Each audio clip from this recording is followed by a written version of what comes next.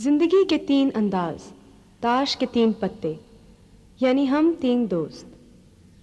अंबर photography की सलाहियतों से मालामाल, लेकिन अपने टैलेंट से बिल्कुल बेखबर। एक उलझी हुई सी लड़की जिसे नहीं मालूम कि जिंदगी कैसे गुजारनी है। लव मैरिज और उसके बाद तलाक। रोज नए मंसूबे बनाती है और रोज पुराने मंसूबों को भूल भी जाती है। मुल्क से निकलना चाहती है, लेकिन क्यों और किस लिए ये नहीं जानती। हकीकत से फरार चाहती है। नताशा जिंदगी को इंतहाई संजीदगी से लेते हुए आगे बढ़ने में मसरूफ, जिसे अपने काम से इश्क की हद तक लगाव है। लेकिन इस इश्क में एक दरार भी है, और वो है अली, जिसे नताशा यूनिवर्सिटी के ज़माने से पसंद करती है। और बावजूद इस हकीकत के कि अली अब शादीशुदा है, नताशा उसकी मोहब्बत में गिरफ्तार है। जो कहना चाहती है वो कह नहीं पाती, और अंदर ही अंदर एक जंग में मसरूफ है। और मैं तानिया, कंप्यूटर प्रोग्रामर की जॉब और कथक का शौक, साथ साथ ये खुशफहमी भी कि आर्ट का मुझसे बड़ा कदरदान और कोई नहीं है। ज्यादा मुश्किल जिंदगी गुजारना मेरे बस की बात नहीं, लेकिन जहां मामला उसूलों का आ जाए तो वहां समझौता करना मेरे लिए नामुमकिन हो जाता है, बेशक इससे जिंदगी की मुश्किलात में इजाफा ही क्यों ना हो जाए।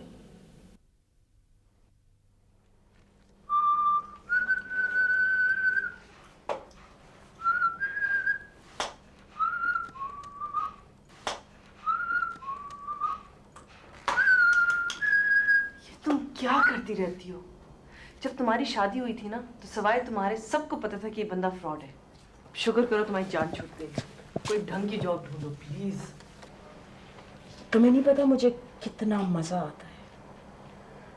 रही मेरी जॉब की बात, तो वो तो मैं नहीं करूंगी। अच्छा, तो फिर क्या करोगी? मुझे इस मुल्क में ही नहीं रहना। मैं बस यहाँ से निकलना चाहती हूँ।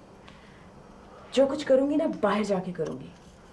और अगर तुम लोग मेरे लिए कुछ कर सकते हो तो मुझे कहीं का वीजा लगवा दो। अच्छा, कहाँ का? कहीं का भी, जहां मैं जाकर नई जिंदगी शुरू कर सकूं।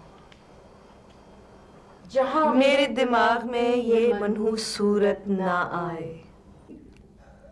तौबा है, क्या सोचा था और क्या हो गया।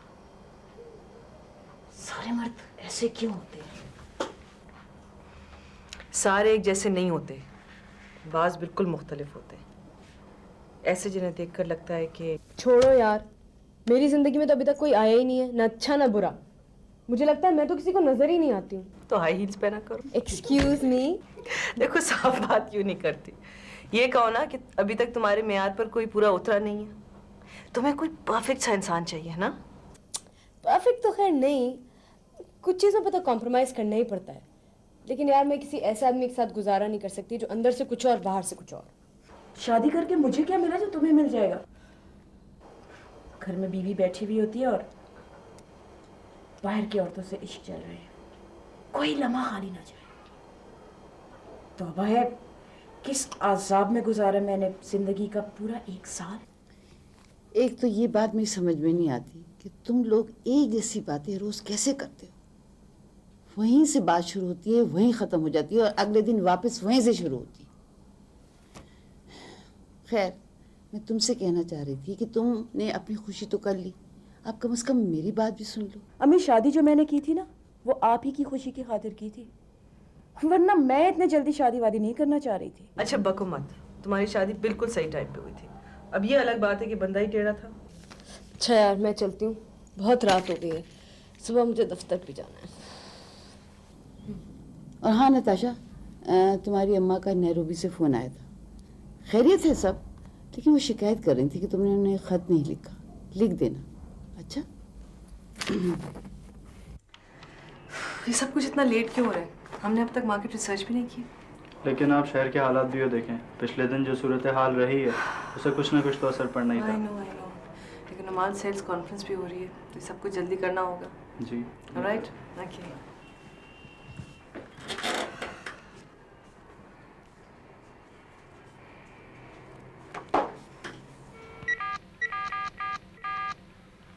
हेलो। हेलो, हाँ सुनो, मुझे इस तरफ चक्कर लगाना है, तुम्हारी तरफ भी आऊँ? बिजी तो नहीं हो ना? हूँ तो, एक मीटिंग चल रही लेकिन ऐसा करो कि तुम आ जाओ, कॉफी पिलवा दो तुम्हें। ओके, खुदा हाफिज। कथा कहानी है, कथक करने वाला कहानी बयान करने वाला है।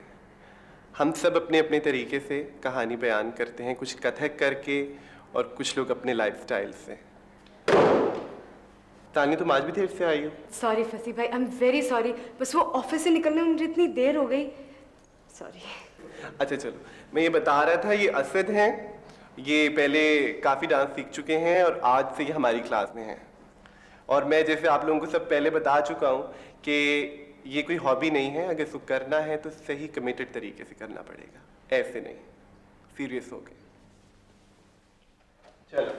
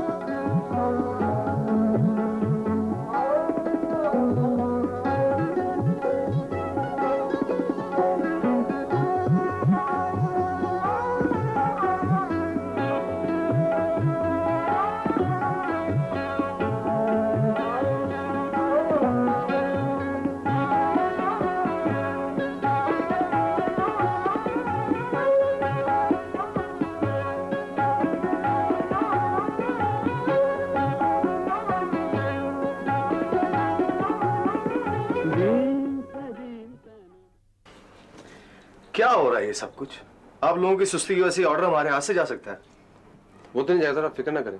क्लाइंट हमारा लिहाज नहीं करेगा, चाहे साथ कितने ही पुराना। और जरा इसको क्वालिटी देखिए आप, ये फिनिशिंग है इसकी। सर ये गलती से आपके पास आ गया सर। गलती से बाहर ना चले जाए कहीं। अच्छा।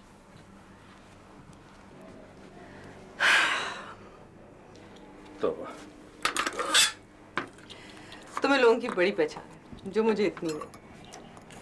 इतनी आसानी से सब कुछ समझ लेते हो, फिर उसी तरह उन्हें डील भी कर लेते हो। तजुर्बा माय डियर। अब देखो ना, मुझे पता है कि तुम्हें इस तरफ नहीं आना था, लेकिन तुम आई हो मेरे लिए, ठीक है ना? हाँ। एक तो तुम अपने इमोशंस बहुत छुपाती हो, शुरू से ही ऐसी हो, कभी कुछ खुलकर नहीं करती।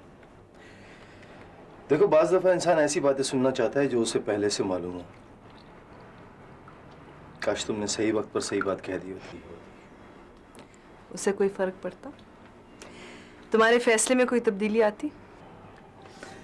तब्दीली तो खैर कभी भी हो सकती है। मुझे लगता है कि तुम एक कर्ज उतार रहे हो कि मैं तुम्हें पसंद करती थी और हमारी शादी नहीं हो सकी।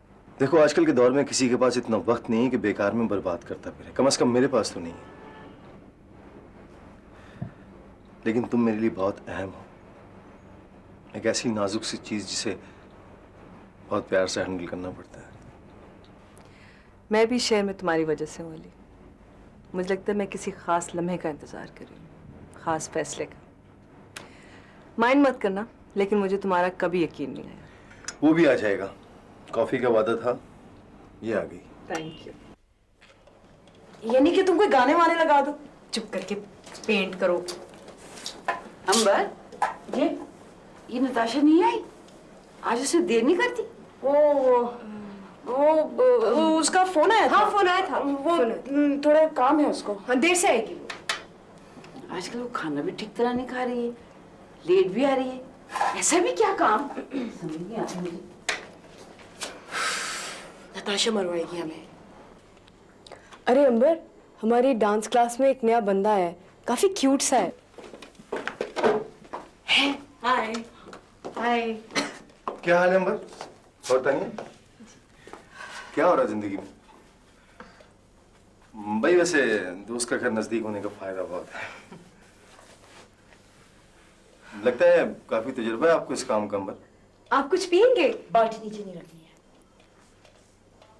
नहीं थैंक यू, किसी चीज़ की ज़रूरत नहीं है, मैं चलता हूँ, खुदा हाफिज़। नहीं चले जाऊँगा मैं, खुदा हाफिज़। कितने रूड थे तुम दोनों उसके साथ। क्या मसला है तुम्हारा अंबर? तुमने तो उसकी तरफ देखा भी नहीं। आखिर वो मेरा दोस्त है। क्या वाकई वो सिर्फ तुम्हारा दोस्त है? ठीक है, लेकिन आगे जाके कुछ ना कुछ तो होना ही है ना मारा। तुम मुझे खुश नहीं देखना चाहती? खुद को धोखा मत दो। वो तो सिर्फ टाइम पास कर रहे हैं।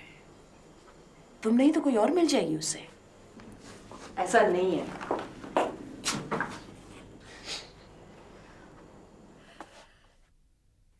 नताशा, जी क्या कल अली आया था? जी। आपकी एग्जीबिशन कब है?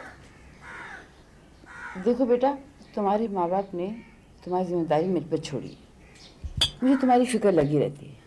अब तुम्हें डिसाइड कर लेना चाहिए। जितना देर करोगी उतनी परेशान हो। लेकिन सारे फैसले मेरे इख्तियार में नहीं। उन्हें अपने इख्तियार में लाने की कोशिश करो, और अगर ना आए तो रास्ता बदल दो। अच्छा, बहुत देर हो गई है, मैं चलती हूँ। खुदा हाफिज़। खुदा हाफिज़।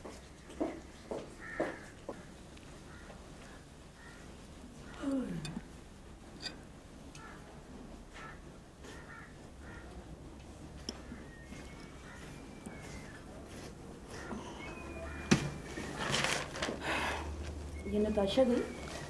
हाँ चली गई। तुम्हारी सुबह कैसे जल्दी हो गई? मम्मी, रात मैंने अपने बारे में बहुत सोचा। मैं कुछ अब करना चाह रही हूँ। मुझे कुछ पैसों की जरूरत हो। कितने? ज़्यादा नहीं अम्मी, कुछ तो मेरे पास हैं। 6-7 लाख रुपए अगर आप दे दें तो एक ब्यूटी पार्लर खोल लूँगी। एक और बेतुका डिसीजन। इसमें ना तो तुमने कोई कोर्स किया है, ना तुम्हें इसका कोई तजर्बा है, और ना ही मैंने तुम्हें इसमें इंटरेस्ट लेते देखा है। फिर अचानक तुम ऐसा काम कैसे करोगी? अम्मी, सब काम अचानक ही होता है। तजुर्बा भी तभी होगा जब काम शुरू होगा। वैसे ज़्यादा मुश्किल नहीं है। कुछ ट्रेन स्टाफ रख लूँगी और कुछ बाहर से चीज़ें मंगवा लूँगी, और बाद में कोई कोर्स वोर्स भी कर लूँगी। अम्बर, तुम कैसी बातें करती हो? इस तरह की होती है प्लानिंग। कोई भी काम शुरू करने से पहले उसका अलिफ बे तो मालूम होना चाहिए ना। तुमने फाइन आर्ट्स किया हुआ है, उसका इस्तेमाल करो, और आज ही सलीम साहब से मिलो, वो तुम्हें बहुत पूछते हैं। हाँ, लेकिन अब मेरा कोई इंटरेस्ट नहीं रहा उसमें। वो तुमने 4 साल तक किया था, तुम्हें इंटरेस्ट था जब भी तो किया था। ये रातों रात तुम्हारा दिमाग क्यों पलट जाता है? बस तुम आज ही सलीम साहब से मिलो, बस। प्लीज़। कोई प्लीज प्लीज नहीं। तुम किसी तरह सेट हो जाओ तो मुझे भी जहनी सुकून मिले। मुझ में अब मज़ीद तजर्बे देखने की सकत नहीं है। समझ में आया तुम्हें? अच्छा अम्मी, चली जाऊंगी।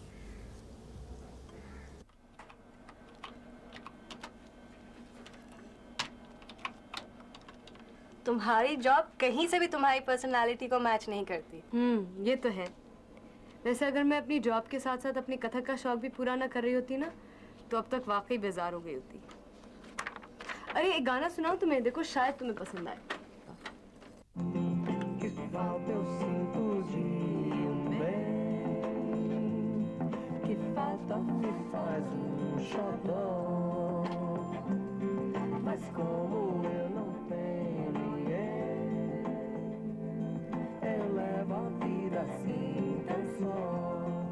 क्या है ये? पुर्तगाली है? अच्छा ठहरो, मैं तुम्हें इसका मतलब समझाती हूँ। असल में ये है मोहब्बत की तलाश के बारे में, कि अगर मुझे मोहब्बत मिल जाए तो मेरी खुशियाँ मुकम्मल हो जाएंगी। आया समझ में? सॉरी यार।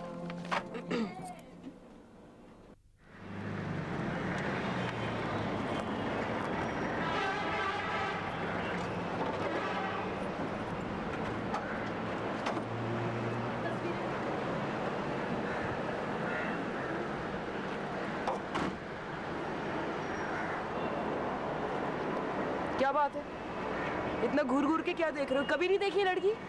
तो देखने की क्या बात है, आंखें हैं कुदरत ने दिए, देख रहे हैं। आंखें जो है ना ये अपने पास ही रखो। कैसे अपने पास?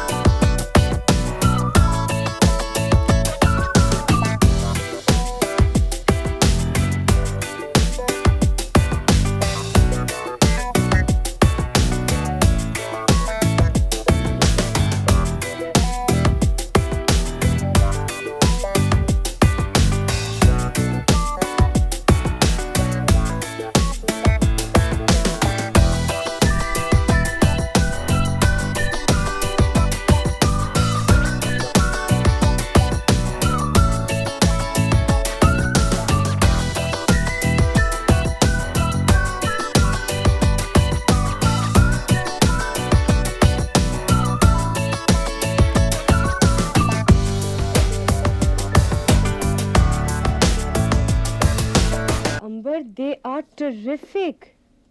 तुम अपने इस टैलेंट को छुपा के क्यों रखे हुए हो भाई? पता है अगर इसे सही तरह से अच्छा इस्तेमाल- ना, कुछ कर लेंगे इसका भी। वो अम्मी ने कहा था सलीम साहब से जाके मिल। फिर गई थी? हाँ गई तो थी। पता नहीं लोग क्यों इतने छिचोरे होते जा रहे हैं। क्यों? किसी ने कह दिया कुछ? भाई कुछ कहे या ना कहे, घूरना ही काफी होता है। अरे छोड़ो ना यार, अब इतनी छोटी छोटी सी बातों को लेके बैठोगी तो गुजर चुकी जिंदगी तुम्हारी। Tania, do me a favour. What?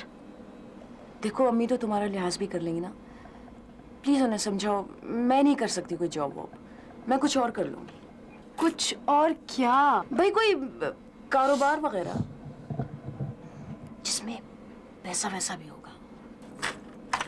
अच्छा ठीक है, चली चलूंगी तुम्हारे साथ, लेकिन एक बात बता देती हूँ कि मेरी माँ भी बेजार आ चुकी है मुझसे। ऑफिस टाइम के बाद मैं कथक क्लास में चली जाती हूँ, वहां से तुम लोगों के साथ बैठी रहती हूँ। ऐसे ही बेमकसद गुजर रही है जिंदगी। खैर बेमकसद तो नहीं है। वो तो यही समझती है ना कि हम एक दूसरे को शय दे रहे हैं। सुनो, तुम्हारी क्लास है इसके बाद, तो फिर उठ क्यों नहीं रही हो? नताशा को लेते हो, डिनर पे चलते हैं। चलो चलो जल्दी करो। और तुम्हारी अम्मी? अम्मी को वापसी में तुम समझा देना ना। ऐसे भी क्या जल्दी है, चलो हरी आप। वैसे मुझे लगता है कि मैंने जिंदगी में सब कुछ कर लिया, पढ़ लिख भी लिया, शादी करनी थी वो भी हो गई और खत्म भी हो गई। यानी कि अब मैं क्या करूं? जिंदगी का कोई मकसद ही नहीं समझ आ रहा। वैसे मुझे लगता है इसकी जिंदगी का मकसद सिर्फ शादी करना ही था। आंटी बिल्कुल ठीक कहती है, पढ़ लिख कर गंवा दिया तुमने, मजाल है कोई फायदा उठाया। अब अगर मैं इससे ये बात करूँ ना तो इसे बुरा लगता है। वैसे मेरा मसला इससे बिल्कुल फर्क है। अब इसे लगता है कि ये सब कुछ कर चुकी है और मैं जैसे मैंने अभी कुछ भी नहीं किया। कुछ प्रोफेशनल टारगेट सेट किए थे और वक्त है कि उड़ता चला जा रहा है। तुम अपने प्रोफेशनल टारगेट से निकलकर अपनी ज़ाती जिंदगी पर भी नजर डालो। तुम्हें क्या करना था और क्या कर रही हो? तुम्हें अहद कर लेना चाहिए कि अली से हर किस्म का ताल्लुक खत्म कर दोगी, लेकिन तुम्हारी बात समझ में ही नहीं आ रही। इस किस्से को मुस्तकिल घसीटे चली जा रही हो। तुम उसके बारे में इतनी नेगेटिव फीलिंग्स क्यों रखती हो? उसके भी कुछ मसले हैं जिन्हें मैं समझ सकती हूँ। उसके वालिद का अचानक इंतकाल, बिजनेस पार्टनर का फ्रॉड, उसे मेरे बारे में फैसले करने का मौका ही नहीं मिला, तो उसकी गलती नहीं है। और वैसे भी वो अपनी शादी से खुश नहीं है। ऐसा कभी कहा उसने तुमसे? कभी अपने बीवी की कोई बुराई की? कभी कोई घरेलू मसला डिस्कस किया? नहीं, लेकिन मुझे लगता है। देखो नताशा, अगर उसे तुम्हारे बारे में कोई फैसला करना होता ना, तो वो उसी वक्त करता है जब तुम दोनों इकट्ठा पढ़ते थे। लेकिन उसने शादी किसी और से की ना। और फिर उसने कभी तुमसे कोई वादा भी तो नहीं किया, कोई कमिटमेंट नहीं है। फिर भी तुम्हारे दिल से नहीं निकलता हो। ऊपर से सारे रास्ते बंद करके बैठ गई हो। तुम तो ऐसे बात कर रही हो जैसे वो मुझ में कोई इंटरेस्ट नहीं रखता। और रही यूनिवर्सिटी की बात, तो उस वक्त उसे मेरी फीलिंग्स का अंदाजा नहीं था। मैं कुछ इमेच्योर सी थी।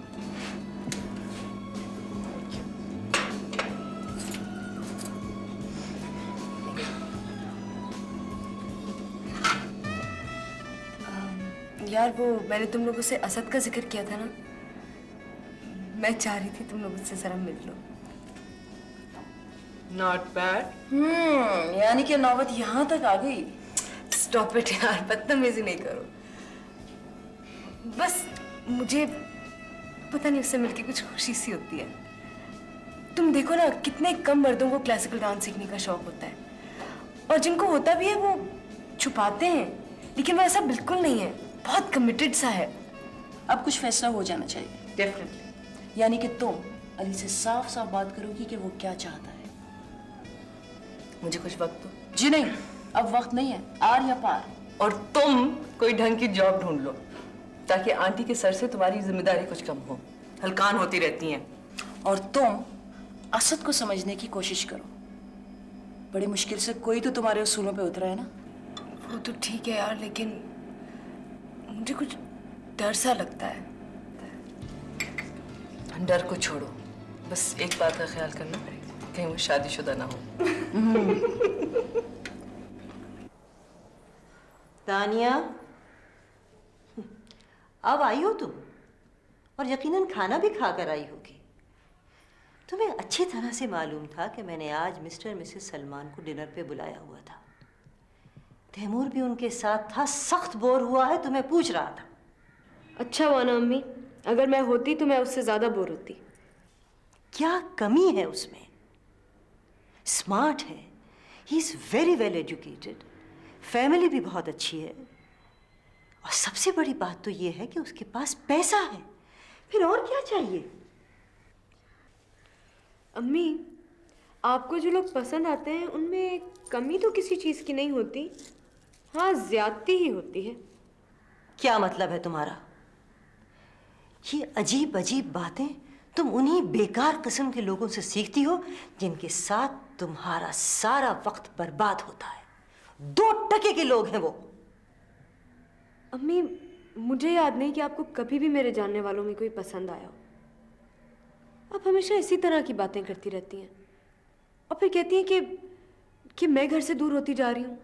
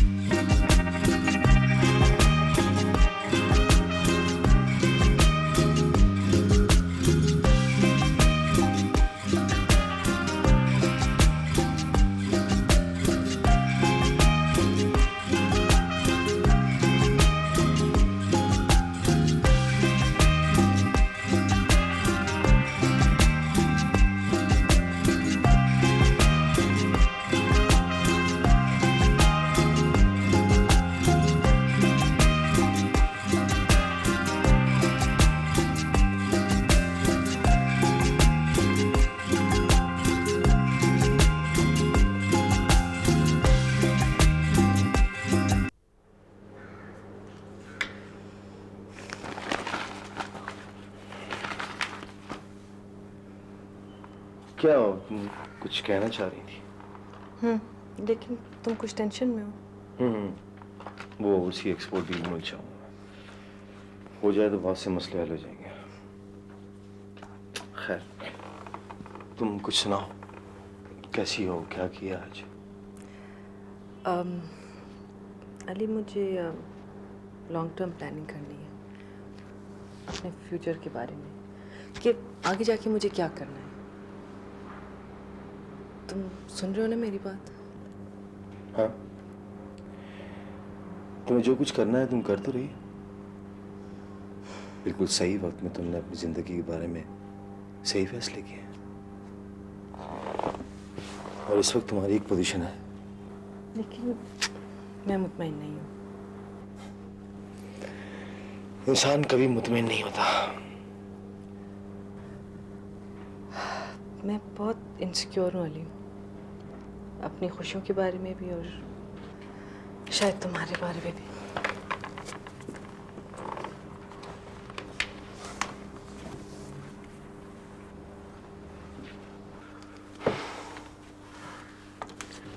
तुम ज़हीन हो, मासूम हो, कॉन्फिडेंट हो, मुझे अच्छी लगती हो। क्या ये सब कुछ काफी नहीं है सिक्योरिटी के लिए? और फिर मैं जो हूं तुम्हारे मसले हल करने के लिए, जब तक मैं हूं तुम्हें कुछ नहीं हो सकता। पता नहीं मुझे क्या हो जाता है तुम्हारे सामने। जो कहना चाहती हूँ कह नहीं सकती। तुम समझ हो ना मैं क्या कहना चाह रही हूँ? हाँ, मुझसे बेहतर तुम्हें और कौन समझ सकता है। अच्छा, तुम ये बताओ कि तुम्हें ब्लैक कलर पसंद है ना? क्यों? सवा को गुलाबी रंग बड़ा पसंद है, उस पर सूट भी बहुत करता है। मैं उसे कहता हूँ मैं अच्छा अली, प्लीज अब बस करो। तुम्हें थोड़ी देर में उसी के पास जाना है।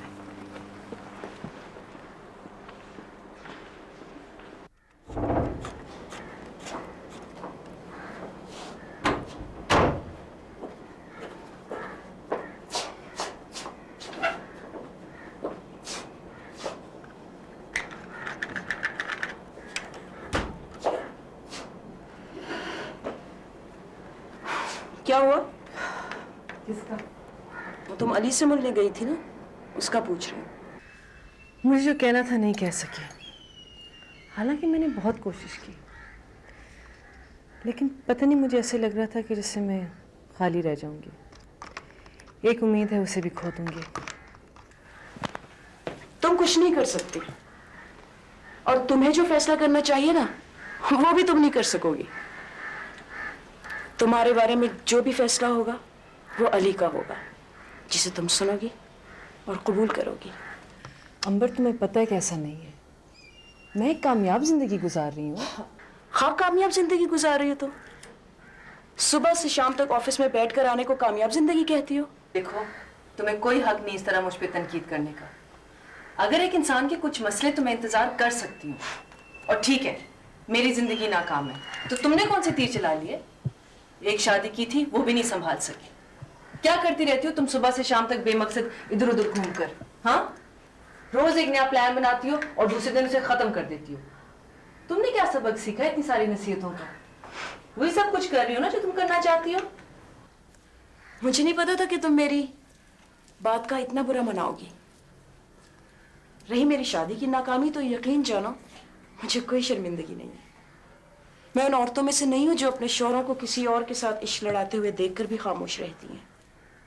इसलिए मैं नहीं चाहती कि तुम किसी की जिंदगी बर्बाद करो। उसको तो कोई फर्क नहीं पड़ेगा। तुम इंतजार की पोजीशन में नहीं हो। अच्छा बस करो प्लीज। मुझे लगता है कि तुमने अपने तौर पर फैसला कर लिया है। तुम खुद ही इस दलदल से नहीं निकलना चाहती। ठीक है, नहीं छोड़ सकती मैं उसे। अब प्लीज लीव मी अलोन। पर तुम्हें कथक में सबसे ज्यादा क्या चीज अपील करती है? मेरा शौक है, फिर मैं बहुत सारी चीज़ों से निकलना चाहती हूँ। यहाँ आके मुझे बहुत सुकून मिलता है। मेरी अपने घर वालों से बिल्कुल नहीं बनती। यू नो, फैमिली प्रेशर्स, शादी का दबाव। और मेरे पेरेंट्स मुझे बहुत सोशल देखना चाहते हैं, जो ऑब्वियसली मैं नहीं हूँ। और फिर मेरी जॉब भी बहुत ज़्यादा मोनोटोनस है।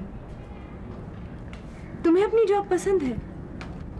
हाँ, क्रिएटिव जॉब है, इसमें फॉर्म्स हैं, स्ट्रक्चर्स हैं, और शायद इसीलिए मुझे इंटरेस्टिंग भी लगता है, क्योंकि एक तरह से ये आर्ट भी है और साइंस भी।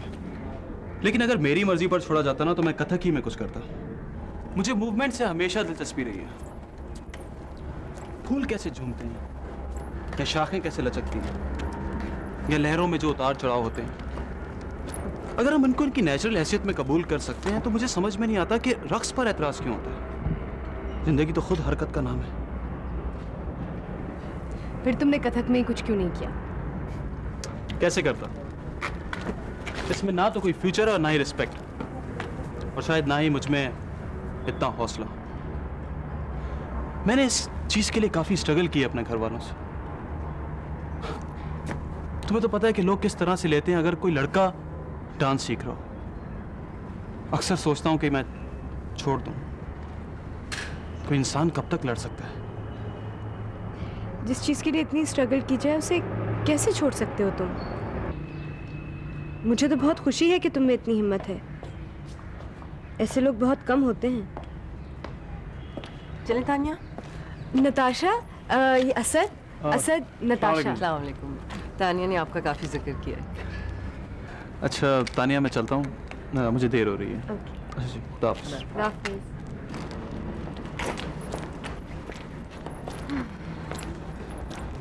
तुम कुछ अपसेट हो? नहीं यार, वो अंबर के साथ अली के मसले पे थोड़ी सी झड़प हो गई थी। क्यों लड़ते हो उस लड़के के पीछे तुम दोनों? अच्छा खैर छोड़ो, असद से क्या बातें हुई थी? कुछ नहीं, अपनी फैमिली के मुतालिक बता रहा था कि वो 3 भाई और 2 बहनें हैं और आपस में काफ़ी क्लोज हैं। हालांकि उनके शौक बिल्कुल अलग अलग हैं। पता है, असद कह रहा था जब बचपन में उसके भाई क्रिकेट खेला करते थे ना तो ये घंटों बैठकर परिंदों को उड़ते हुए देखता था। तानिया, अपने पसंद के इजहार में कभी कंजूसी मत करना। मैं नहीं चाहती कि तुम्हारी जिंदगी में भी मेरी तरह पछतावे हों। बैठो।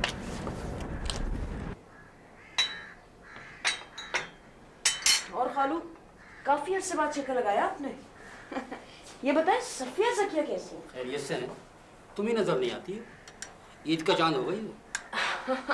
वो ईद के चांद से याद आया, अम्मी बता रही थी आपने कोई बकरों का कारोबार शुरू कर दिया है, खरीदने का, बेचने का।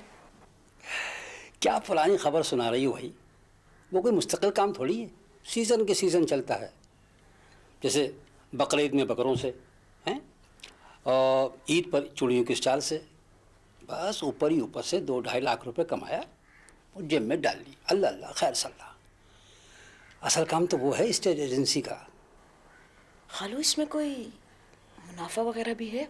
मेरा मतलब है ठीक ठाक किस्म का। क्या आप बोल रही हो? अगर एक महीने में एक मकान भी बिक गया ना तो अपना ठीक ठाक बन जाता है। और भाई मैं कोई पैसे का लालची थोड़ी हूँ। वो मैं आया था आपा के पास इसी काम के सिलसिले में। किस काम के सिलसिले में? भाई वो तुम्हारा पुराना वाला मकान है, बगल में एक बड़ी भी रहती हैं। रहती तो है। उनके लिहाज से वो मकान बहुत बड़ा है, बेचना वो खुद चाह रही हैं। मेरा मतलब था अगर आप थोड़ा सा। अम्मी इस कारोबार में बिल्कुल हाथ नहीं डालेंगी। खालू, अगर मैं इस कारोबार में शामिल हो जाऊं आपके साथ तो कैसा रहेगा?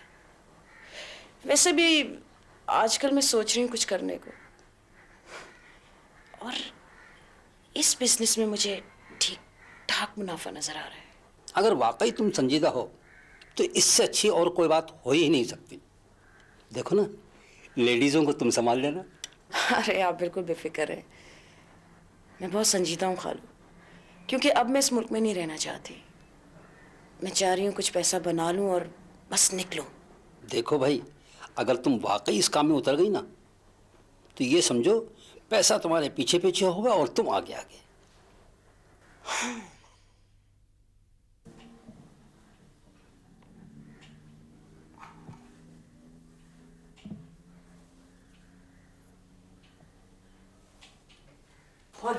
लड़की अंबर, तुमने पूरे घर में अगरबत्ती की खुशबू फैला रखी है। तुम्हें पता है मुझे ये पसंद है। तो एक काफी नहीं है क्या? ये तुम्हारा चेहरा क्यों उतरा उतरा सा हो रहा है? वैसे अभी तुम ठहर जाओ, ठीक हो जाओ, मैं तुम्हें बड़ी अच्छी खबर सुनाने वाली हूँ। इसको क्या हुआ है? खुशी से इसकी आवाज ही नहीं निकल रही। लगता है कोई नया मंसूबा है। अब ये अलग बात है कि इसने खुद बनाया है या किसी ने इसके दिमाग में डाला है। मुझे समझ में एक बात नहीं आती कि हम लोग जो इतनी सिंसियरली इसको मशवरे देते हैं, उनका इस पर असर क्यों नहीं होता। God only nose.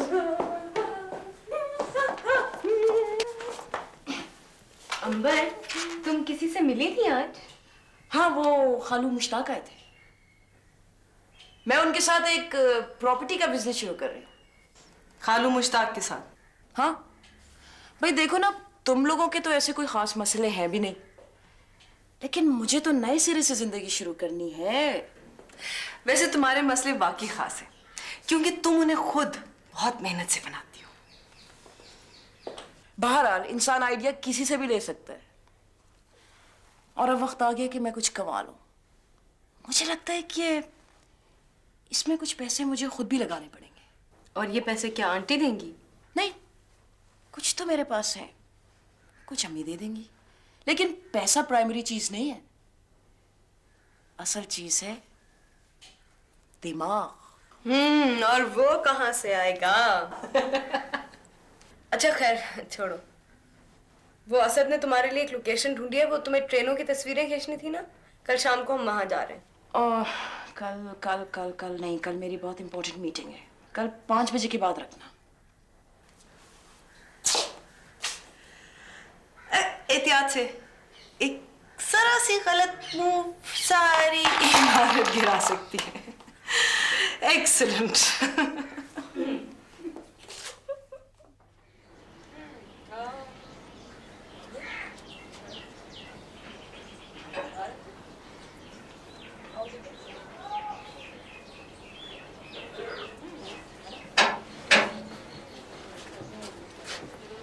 इतनी पुरानी ठहरी हुई ट्रेनों को देखकर बिल्कुल नहीं लगता ना कि ये भी कभी पटरियों पे दौड़ती भागती होंगी।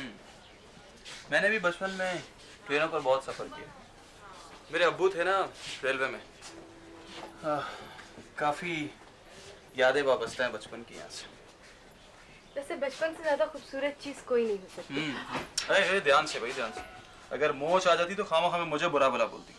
कथक से भी जाती, कथक से। अंबर सुनो, अंबर।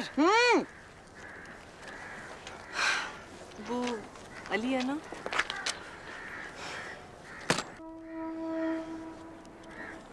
उस रोज अपनी बीवी के बारे में बातें कर रहा था तो उसकी आंखें प्यार से चमक रही थी। अंबर, आई एम वेरी कंफ्यूज्ड। यही बात तो मैं तुमसे कब से कह रही हूँ।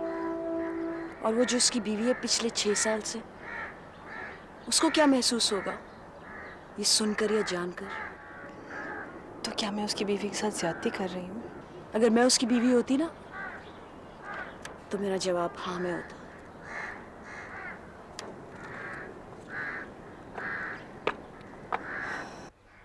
तुम तीनों एक दूसरे से कितनी मुख्तलिफ हो, लेकिन फिर भी तुम लोगों में इतनी दोस्ती है।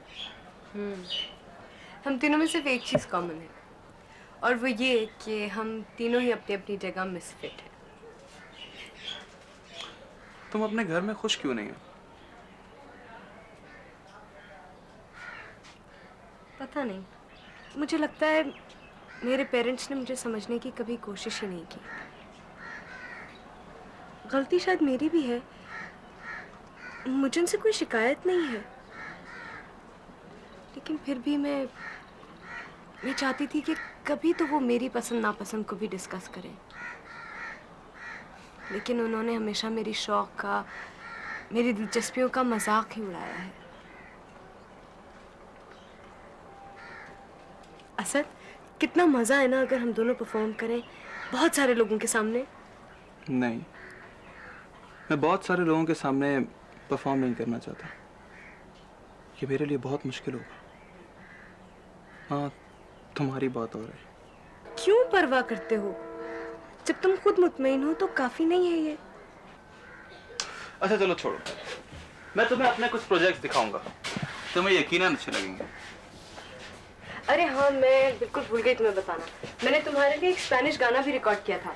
इट्स अबाउट अ डांसर, कि किसी डांसर को डांस करने से रोक देना बिल्कुल ऐसा ही है जैसे किसी परिंदे को किसी तंग पिंजरे में कैद कर देना या हवाओं को जंजीरों से बांध देना।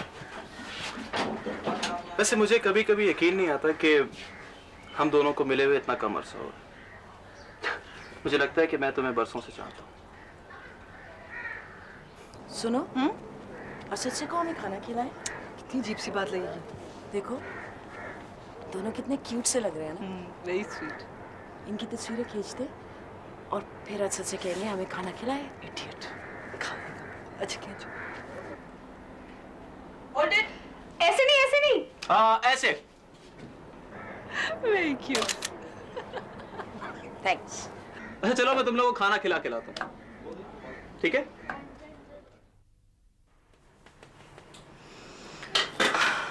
जी जी, भेज दीजिएगा।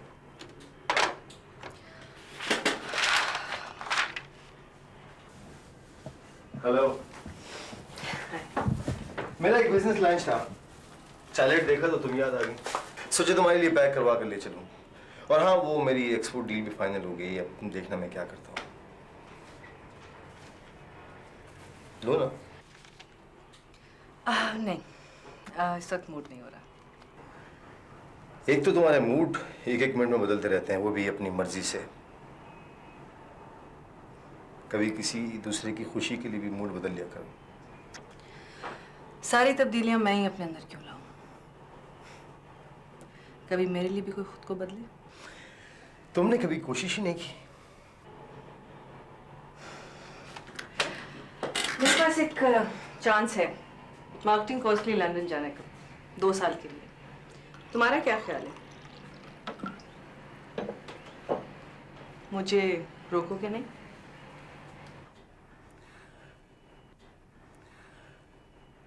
मेरे कहने से रुक जाओगी तुम? पता नहीं। खैर, तुम कहीं नहीं जा रही, यहीं हो इसी शहर में।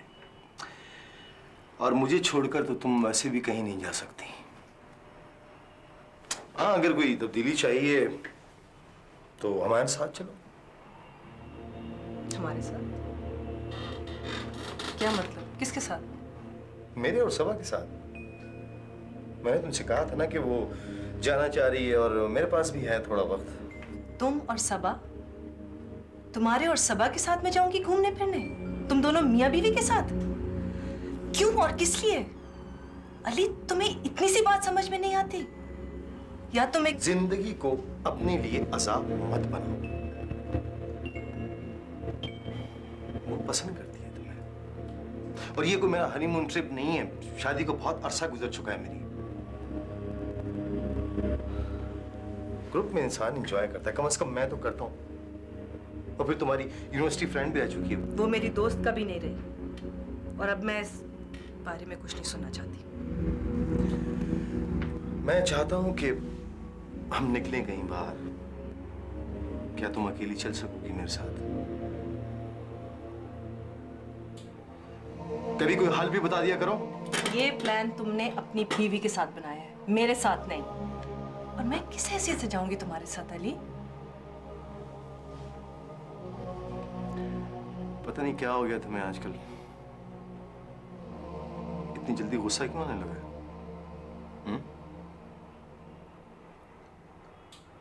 अच्छा ठीक है, हाँ फिर मिलते हैं। खुदा हाफिज।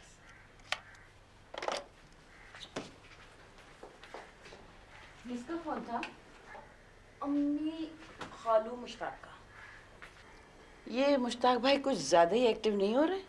दिन रात फोन आ रहे हैं। और तुम क्या उनसे बातें करती रहती हो? अम्मी वो बहुत कोऑपरेटिव इंसान है और आजकल मैं उनके साथ एक बिजनेस प्लान कर रही हूँ। जो आदमी कभी खुद सेट ना हुआ हो वो भला किसी और को कैसे सेट कर सकता है? मुझे अच्छी तरह याद है कि मेरी बहन को उसकी जिंदगी में मुश्ताक भाई ने कभी कोई सुख दिया, कभी कोई काम लगा किया। अच्छे खासे खाते पीते घराने के लोग थे, लेकिन सारा पैसा इधर उधर के काम में लगा दिया। और अब तुम भी डूबो इसी चीज में। अम्मी आप पिछली बातों को क्यों उखाड़ रही हैं? वो अब बिल्कुल बदल गए और यकीन जाने पूरी कंसंट्रेशन से एक ही काम कर रहे हैं। इस उम्र में आदतें इतनी पक्की हो जाती हैं कि उनका बदलना नामुमकिन है। ना मुश्ताक भाई ने बदलना है और ना तुमने बदलना है।